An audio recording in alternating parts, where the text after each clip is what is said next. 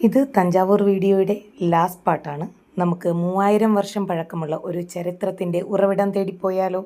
നമ്മൾ ചെന്നെത്തുന്നത് ചിന്നപ്പണ്ണൻ്റെ അടുത്താണ്.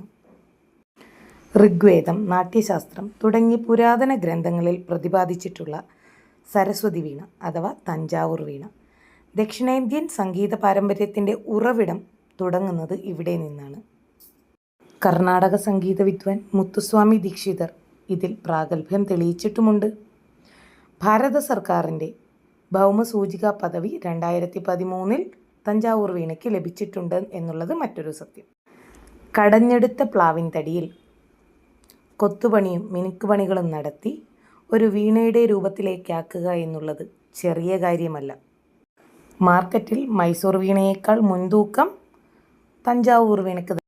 ഓരോ വീണയിലും തൻ്റെ കൈമുദ്ര പതിയണം എന്നുള്ളത് അദ്ദേഹത്തിന് നിർബന്ധമുള്ള കാര്യം കൂടിയാണ്. ചിന്നപ്പണ്ണൻ്റെ തഞ്ചാവൂർ വീണയിലുള്ള കഴിവിനെയും പ്രാഗൽഭ്യത്തെയും തമിഴ്നാട് സർക്കാർ പലകുറി ആദരിക്കുകയും ചെയ്തിട്ടുണ്ട് എന്നുള്ളത് മറ്റൊരു വസ്തുത. പുതിയ സ്ഥലത്തെ വിശേഷങ്ങളുമായി വീണ്ടും കാണാം.